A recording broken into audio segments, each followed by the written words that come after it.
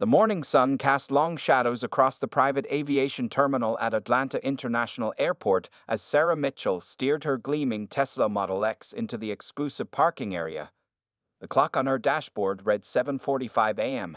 She was 15 minutes early for her scheduled 8:00 a.m. departure to Chicago, just as she preferred. Sarah adjusted her designer blazer and checked her reflection in the rearview mirror. At 38, she carried herself with the confidence of someone who had worked relentlessly to reach the top of her field. As one of the youngest senior investment bankers at Goldman Reynolds, she had closed deals worth billions of dollars and earned every bit of her success. The private aviation terminal stood like a modern glass palace, its windows reflecting the early morning light. Sarah gathered her Hermes briefcase and a small Louis Vuitton carry-on. She never checked bags on these business trips. This would be her fourth private charter this month alone. The upcoming meeting in Chicago could potentially lead to a $500 million merger deal, and she knew the importance of arriving fresh and focused. As she stepped out of her car, the crisp autumn air carried the familiar scent of jet fuel. Several aircraft dotted the tarmac, their polished exteriors gleaming in the morning sun. Her chartered Gulfstream G650 would be among them, waiting to whisk her away to Chicago for the day's crucial meetings. Sarah's heels clicked against the pavement as she walked toward the terminal entrance. She noticed several other passengers arriving, mostly older white men in expensive suits, the typical clientele she encountered in private aviation. A few of them nodded in greeting, probably assuming she was someone's executive assistant rather than the person who had chartered a $45,000 flight. She smiled to herself, used to such assumptions. Over the years, Sarah had learned to let her success speak for itself. Her phone buzzed with a message from her assistant confirming that all presentation materials had been uploaded to her tablet and backup copies were stored in the cloud. Everything was proceeding exactly as planned. The glass doors of the terminal loomed ahead. Through them, Sarah could see the elegant waiting area with its leather chairs and complimentary coffee bar. She had spent countless hours in similar terminals across the country, building her career one flight, one meeting, one deal at a time. Her mind wandered to her journey, from a middle-class family in Detroit to graduating top of her class at Harvard Business School, followed by 15 years of climbing the corporate ladder. She had broken barriers not just as a woman, but as a black woman in an industry dominated by white men. Each step had required twice the effort, twice the preparation, and twice the resilience. Today's Chicago meeting wasn't just another deal. If successful, it would make her the youngest partner in her firm's history. Sarah had prepared extensively, reviewing market analyses and financial projections until late into the night. The private jet wasn't merely a luxury. It was a tool that allowed her to maintain the demanding schedule required for such high-stakes negotiations. As she approached the terminal entrance, Sarah noticed a new security guard she hadn't seen before. He stood with his feet planted firmly, hands clasped behind his back, scanning each approaching passenger with scrutiny. Something about his posture made her instinctively tighten her grip on her briefcase. She reached into her bag for her charter documentation, a habit she had developed over years of dealing with skepticism and prejudice. The papers were always ready, even though most regular clients walked straight through with just a nod. Better to be prepared, her mother had always taught her. The morning sun caught the diamond studs in her ears, a gift to herself after closing her first billion-dollar deal. They sparkled like tiny stars, matching the determination in her eyes. Sarah straightened her spine and lifted her chin slightly, wearing her accomplishments like armor. Little did she know that the next few minutes would transform what should have been a routine business trip into a viral moment that would spark a national conversation about racial profiling in private aviation. But for now, she was simply Sarah Mitchell, right on schedule, ready for another day of proving herself in a world that often struggled to accept her presence. The automatic doors slid open with a soft hiss, releasing a burst of climate-controlled air. Sarah took a deep breath and stepped forward, her mental checklist already running through the day's objectives. She had done this dozens of times before. This was just another Tuesday, just another flight, just another chance to excel. Or so she thought. As Sarah reached for the door handle, security guard Richard Wells stepped directly into her path. His 6-foot frame blocked the entrance completely, and his hand shot up in a stopping motion. The badge on his chest read, Senior Security Officer, though he'd only been working at the terminal for 3 months. "Excuse me, ma'am," Well said, his voice carrying a tone of authority that seemed excessive for the situation. This is a private aviation terminal. The main passenger terminal is about 2 miles down that way. He pointed toward the commercial airport area without even looking at Sarah's documents. Sarah maintained her professional composure, a skill perfected through countless boardroom battles.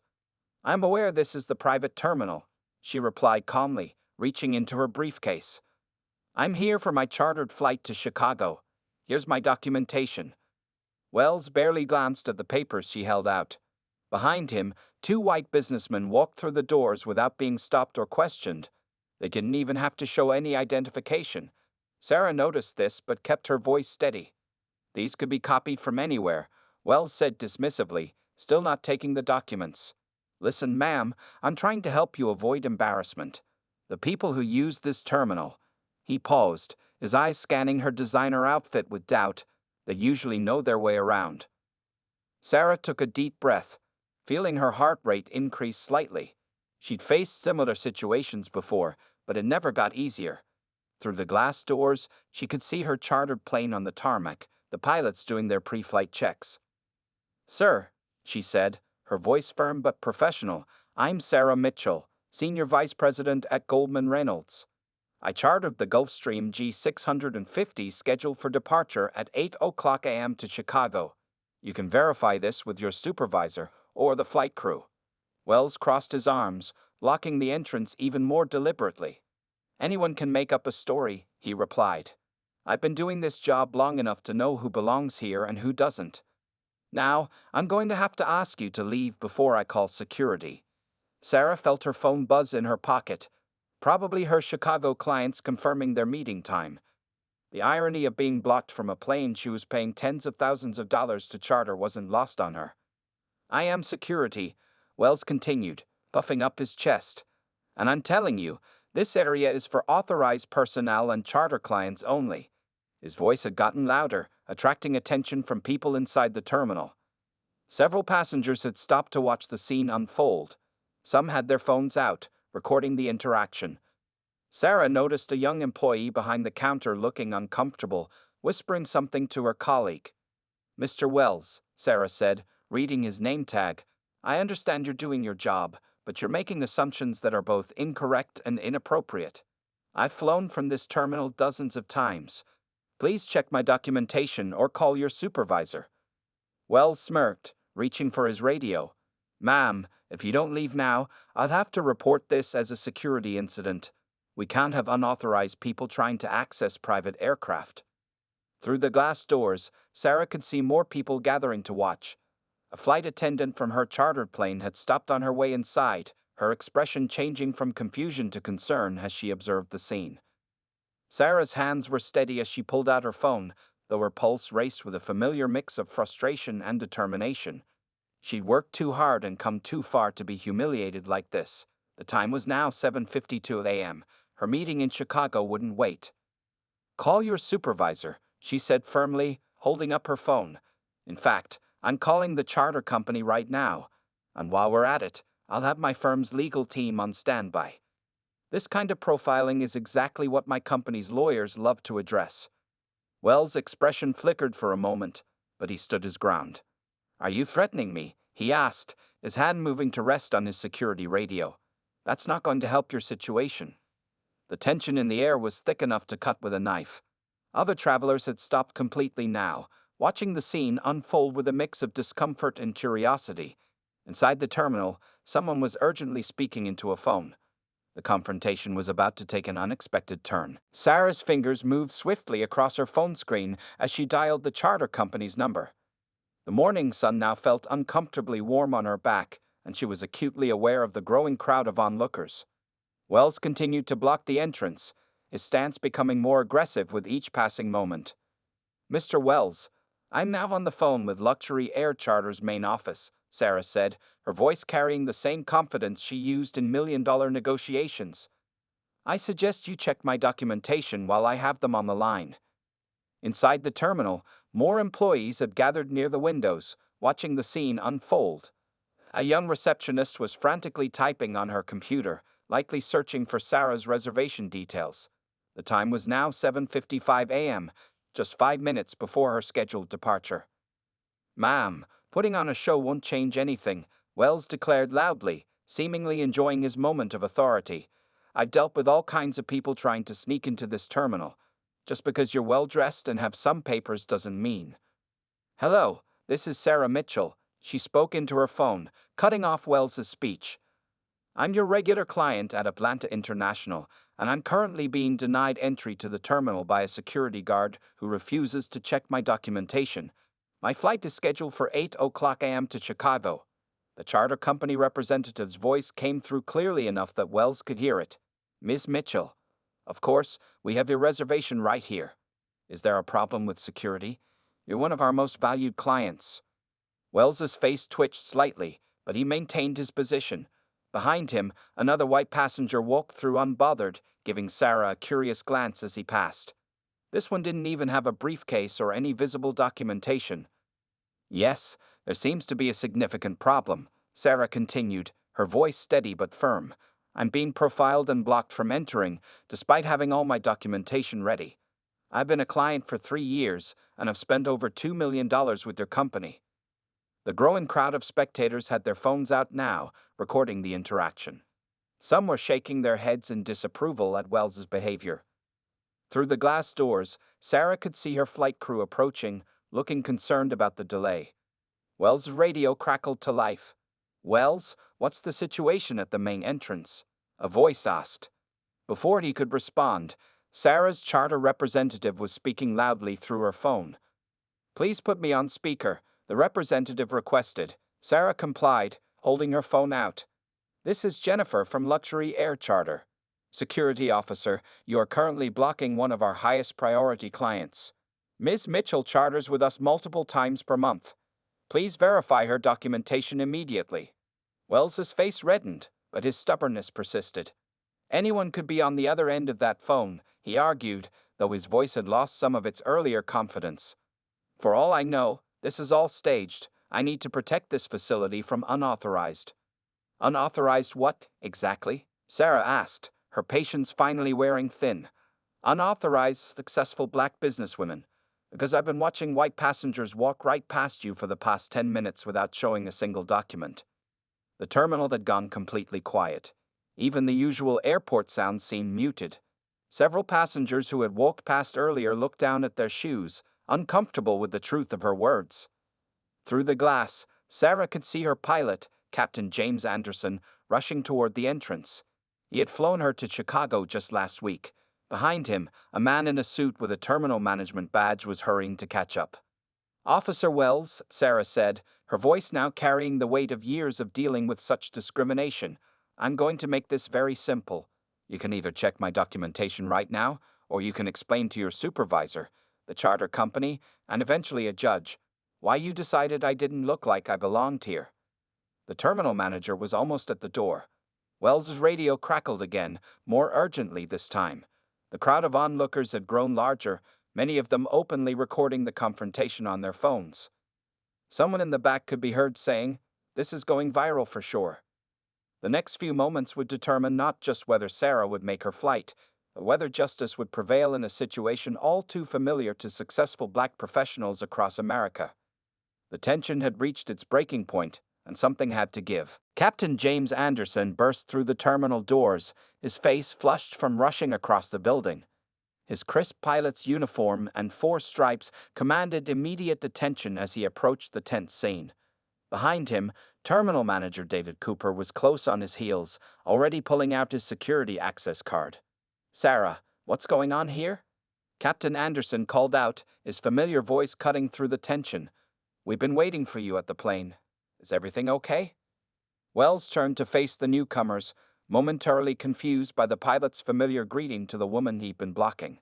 His hand dropped from his radio as he realized the situation might be slipping out of his control.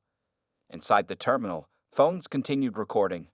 Patricia Wan, a tech executive waiting for her own flight, had been streaming the entire incident on her social media. "This is unbelievable," she whispered to her colleague.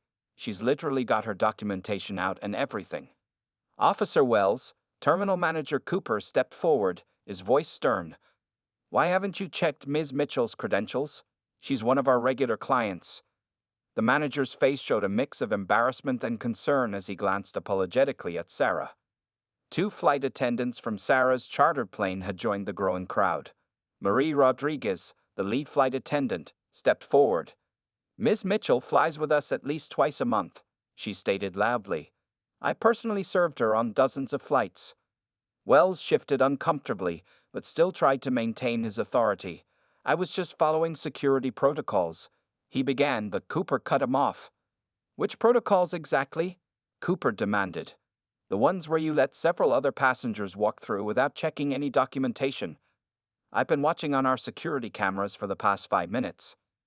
Sarah remained composed, though her heart was racing. The time now showed 8:05 a.m. Her flight was already delayed. Her phone buzzed with messages from her Chicago clients, probably wondering about her arrival time. Among the spectators, Marcus Johnson, a retired civil rights attorney, had been watching the entire scene unfold. He stepped forward, introducing himself. "Miss Mitchell, if you need a witness statement about what happened here, I'd be happy to provide one. I've seen everything from the beginning." Several other witnesses nodded in agreement. A young woman named Amy Chen spoke up from behind her phone, which was still recording. "I got the whole thing on video, starting from when he first stopped you. The way he let others pass without checking anything. It's all recorded." The terminal's assistant manager, Lisa Thompson, emerged with a printed copy of Sarah's flight details. "Here's her complete charter history with us," she announced, handing the papers to Cooper. "Ms. Mitchell has been a platinum-level client for 3 years." Wells's face had turned a deep shade of red as he realized the gravity of his mistake. The evidence of his discriminatory behavior was being documented by at least a dozen phones, and witnesses from every direction were speaking up about what they'd seen. Captain Anderson checked his watch and turned to Sarah. "The plane is ready whenever you are, Ms. Mitchell. We can make up some time in the air to get you to your meeting." His supportive smile contrasted sharply with Wells' now nervous expression. A young professional in the crowd raised his hand. "I've already seen 3 videos of this pop up on Twitter," he announced. "It's starting to get shared pretty widely." Terminal Manager Cooper stepped between Wells and Sarah, his body language clearly showing who he was protecting. "Officer Wells, please report to my office immediately after your shift. Ms. Mitchell, please accept our deepest apologies. We will deal with this situation appropriately." Sarah straightened her blazer, maintaining her dignity despite the humiliating experience. The crowd parted respectfully as Cooper gestured for her to enter the terminal. As she walked through the doors that had been blocked to her minutes before, the other passengers and staff members gave her supportive nods and apologetic smiles. Wells stood to the side, his authority deflated, watching as the woman he had profiled was welcomed by staff and recognized by everyone except him. The sound of phones taking pictures and videos continued, documenting every moment of his public mistake. The incident was over, but its impact was just beginning to spread across social media platforms. Within hours, it would become another powerful example of the everyday discrimination that even the most successful black professionals face. Sarah's story was about to reach far beyond the walls of this private terminal. The terminal lobby fell silent as Captain Anderson stepped forward, his voice carrying the weight of his 20 years of aviation experience. "Everyone, I'd like to make something very clear," he announced, looking directly at Wells. "Miss Mitchell isn't just any charter client. She's personally responsible for over $2 million in flights with our company last year alone." Wells's face drained of color as the captain continued. "Not only that, but she's the reason we upgraded our entire fleet. Her company's corporate contract with us helped fund 3 new Gulfstream jets." Terminal Manager Cooper was now scrolling through Sarah's client profile on his tablet.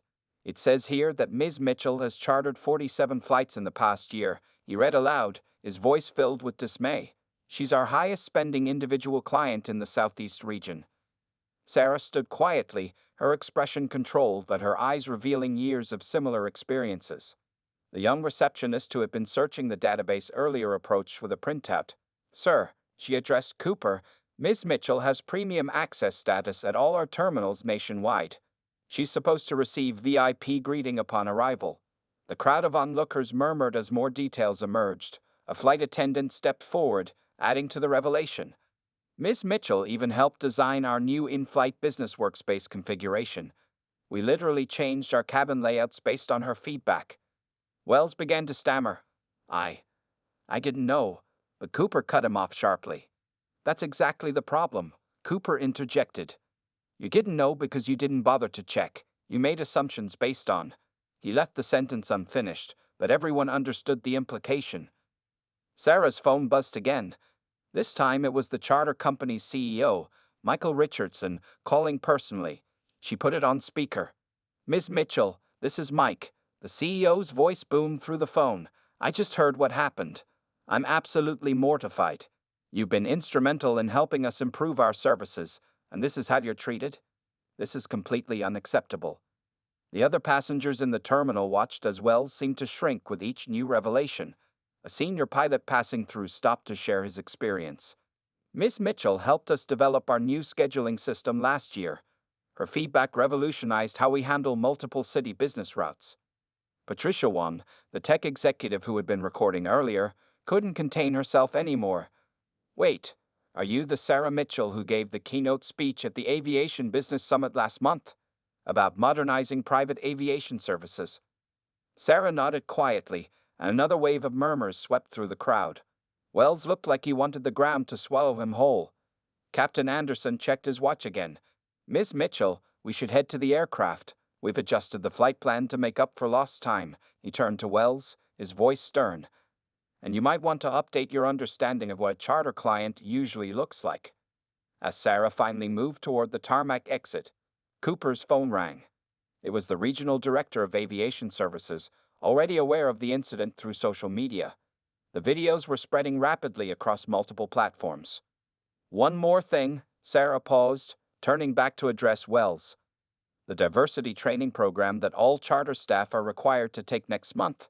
My consulting firm designed it. You might want to pay extra attention during those sessions. The terminal erupted in muffled gasps and quiet exclamations.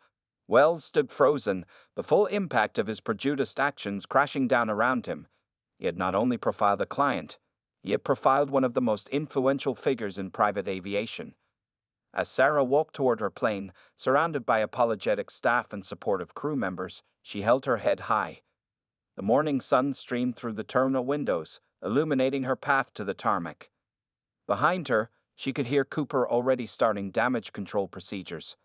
The incident would have far-reaching consequences, not just for Wells, but for the entire private aviation industry's approach to diversity and inclusion. The revelation of Sarah's true identity and influence had transformed a moment of discrimination into a powerful catalyst for change. As she boarded her plane, videos of the incident were already going viral, ensuring that this morning's events would spark a much-needed conversation in the aviation industry. The Gulfstream G650's engines began to whir to life, but this story was far from over. The private terminal buzzed with activity in the hours following Sarah's departure. Terminal manager Cooper sat in his office, his desk covered with incident reports and his phone constantly ringing.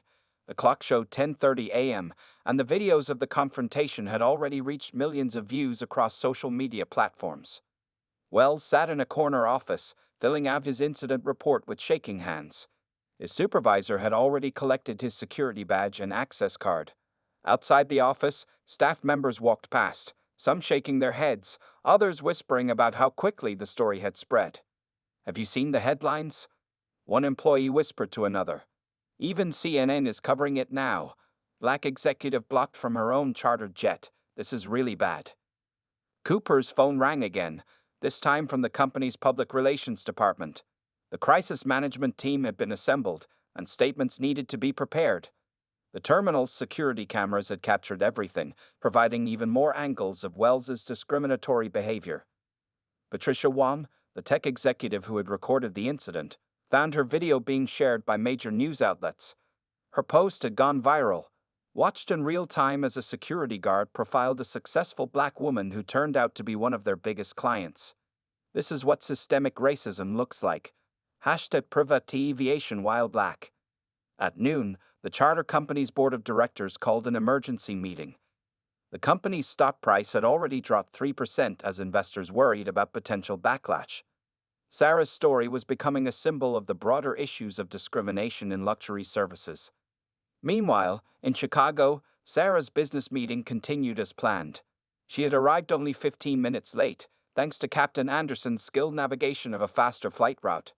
But her phone kept buzzing with messages of support and media requests for interviews. Back at the terminal, Cooper received an email from the company's legal department. They needed all documentation related to Wells's hiring, training records, and any previous complaints. The terminal's HR director arrived with a thick folder. "We found 2 previous incidents," the HR director reported, looking grim. "Both buried in the system, both involving Wells questioning black passengers' credentials, but neither client filed formal complaints." Outside the terminal, local news vans had begun to arrive. Reporters stood with microphones, delivering updates against the backdrop of private jets taking off and landing. The story was growing bigger by the hour. Sarah's assistant in Chicago showed her the trending topics during a break in her meetings. Hashtag Privat Aviation while black was now trending nationwide. Other successful black professionals had begun sharing their own stories of being profiled at airports, luxury hotels, and high-end stores. By late afternoon, the charter company's CEO had issued a formal apology. "We are deeply sorry for Ms. Mitchell's experience. This incident does not reflect our values or standards. We have terminated the employment of the security officer involved and are implementing immediate changes to our security protocols and training procedures." Wells cleared out his locker under supervision. As he walked to his car, more news vans pulled into the parking lot. His face would soon be on every major news network, becoming a symbol of the bias that still existed in supposedly elite spaces. Sarah's phone rang again, this time from a major morning show wanting to book her for an interview. Her story had struck a chord, highlighting how success and achievement didn't shield black professionals from everyday racism. Cooper sat in his office, reviewing security footage for the 100th time. He watched as white passenger after white passenger walked past Wells without being stopped. The evidence was undeniable and damning. The terminal's daily staff meeting that evening had one agenda item: immediate changes to security protocols. Every staff member would now be required to check all passengers' credentials, regardless of appearance. No exceptions. As the sun set over the airport, Sarah's flight was returning from Chicago. The deal she'd gone to negotiate had been successfully closed. A $500 million merger that would make headlines in the financial press. But today, she was making headlines for something else entirely. Captain Anderson landed the Gulfstream smoothly, taxiing past the news vans still parked outside the terminal. The story had evolved from a viral video into a national conversation about privilege, prejudice, and the persistent reality of racial profiling in America. The aftermath of this morning's incident was far from over. In fact, it was just beginning to unfold. 2 days after the incident, Sarah sat in her Atlanta office, watching the charter company's CEO, Michael Richardson, deliver a live press conference on her wall-mounted TV. The morning sun filtered through her corner office windows, illuminating the numerous awards and achievements that decorated her walls. "As of today, we are implementing comprehensive changes across all our terminals," Richardson announced, his face serious. "First, we're establishing a new diversity and inclusion advisory board, and we've asked Ms. Mitchell to lead it. Second, we're revamping our entire security training program." Sarah's phone hadn't stopped buzzing since the incident. She'd received thousands of messages from black professionals sharing similar experiences. Her email inbox was flooded with interview requests from major news networks, magazines, and podcasts. Furthermore, Richardson continued, "We're installing new security verification systems at all our terminals. Every passenger, regardless of appearance, will go through the same digital verification process. We're also implementing body cameras for all security personnel." The company's response had been swift and substantial. They weren't just offering apologies, they were making structural changes. Sarah's assistant, Jessica, entered the office with a stack of papers. "The Good Morning America segment aired this morning," Jessica reported. "It's already trending, and Harvard Business Review wants to do a case study on how you handled the situation." Sarah nodded, thinking about how this incident had unexpectedly transformed her from a successful banker into a voice for change. Her phone lit up with a text from her mother. "Baby, you turned that humiliation into reformation. I'm so proud of you." In the terminal where the incident occurred, changes were already visible. New digital scanning stations had been installed at all entrances. The security staff now wore body cameras, and a large sign displayed the terminal's non-discrimination policy prominently. Terminal Manager Cooper had been busy implementing the new protocols. Every employee, from the janitors to the pilots, was required to attend enhanced diversity training. The sessions were being led by experts from Sarah's consulting firm. Today's training session will focus on unconscious bias, the instructor began, addressing a room full of aviation personnel. We'll start by watching the footage from Ms. Mitchell's incident as a case study of what not to do. Meanwhile, other private aviation companies had started reaching out to Sarah. They wanted her guidance on reviewing their own security procedures. What had begun as one guard's discriminatory action was sparking industry-wide changes. Sarah's phone rang. It was her biggest client in Chicago. "That merger deal you closed. They're doubling the investment," her client reported. "They were impressed by how you handled both the deal and the incident at the terminal. Real leadership shows in crisis." The story had reached beyond aviation. Luxury hotels, high-end retailers, and exclusive clubs were all examining their security protocols. #Privat Aviation While Black had evolved into a broader conversation about privilege and access in exclusive spaces. Sarah reviewed the draft of her upcoming speech for the National Aviation Conference. She had been invited as the keynote speaker, but not to talk about finance this time. They wanted her to address diversity and inclusion in private aviation. Sometimes, she wrote in her speech, it takes one incident to expose a system's flaws, but it takes commitment and courage to fix those flaws. This isn't about one security guard or one company. It's about changing the culture of exclusivity that has defined private aviation. The charter company's stock had recovered and even risen as investors responded positively to their swift and comprehensive changes. Other companies were following suit, implementing similar reforms before they faced their own incidents. Wells, the former security guard, had become a cautionary tale in corporate training sessions across the country. His face appeared in presentations about bias and discrimination, though he himself had disappeared from public view, declining all interview requests. Sarah's calendar for the next month was filled with speaking engagements, board meetings, and strategy sessions. She had never planned to become an advocate for change in private aviation, but sometimes leadership meant stepping up when the moment called. As she looked out her office window at the Atlanta skyline, Sarah reflected on how one morning's discrimination had catalyzed widespread reform. Her mother was right. She had turned humiliation into reformation. The response wasn't just about policies and procedures. It was about changing mindsets and breaking down barriers that had existed for far too long in exclusive spaces. And this was just the beginning. 6 months after the incident, Sarah stood at the podium of the National Aviation Industry Conference, looking out at an audience that was noticeably more diverse than previous years. The grand ballroom was packed with industry leaders, many of whom had flown in on the very charter services that had undergone major changes because of her experience. Transform, not just react. Sarah began her keynote speech. That's what real change looks like. The room fell silent, hundreds of aviation professionals leaning forward to listen to the woman who had become the face of industry transformation. Behind her, a large screen displayed statistics from the past 6 months. 100% increase in diversity hiring across private aviation, 50% rise in minority clients using charter services, and 0 reported discrimination incidents since the new protocols were implemented. In the front row sat Michael Richardson, the charter company's CEO, alongside his newly diverse executive board. The company had not only changed its policies, but had promoted several minority professionals to leadership positions. Their stock price had risen 30% since implementing these changes. The incident we all witnessed wasn't just about one guard or one terminal, Sarah continued. It was about an industry that had grown comfortable with certain assumptions. Today, I'm proud to say that comfort has been replaced with consciousness.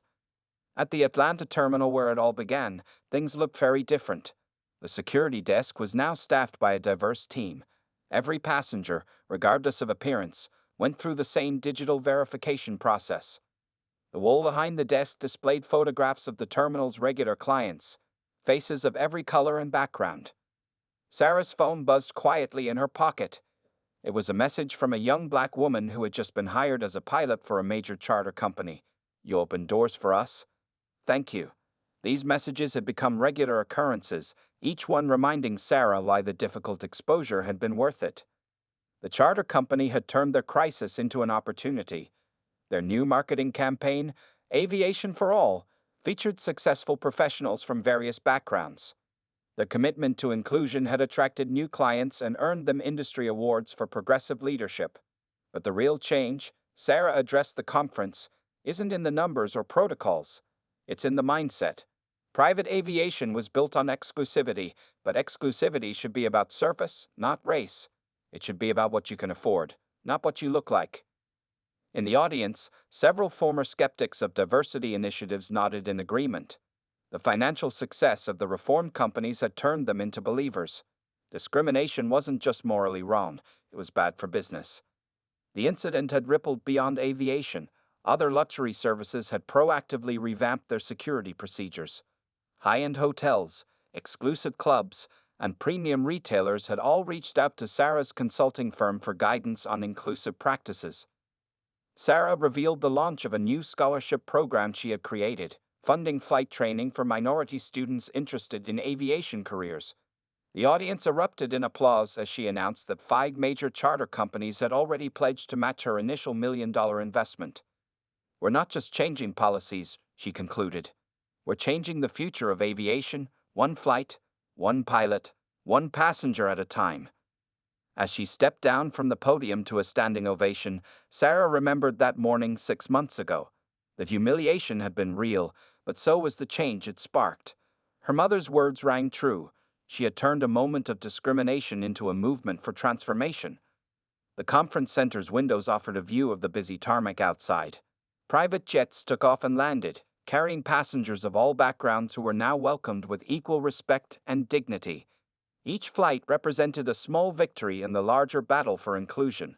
Sarah's phone buzzed again. This time it was her Chicago clients, confirming next week's flight, the same terminal, the same route, but a completely different experience awaited her. She smiled, knowing that somewhere, another Sarah Mitchell would walk into a private terminal and be treated with the respect she deserved. The incident that began with one guard's prejudice had ended with an industry's transformation. But Sarah knew this wasn't really the end. It was just the beginning of a new chapter in aviation history. Change had come to private aviation, and it was here to stay.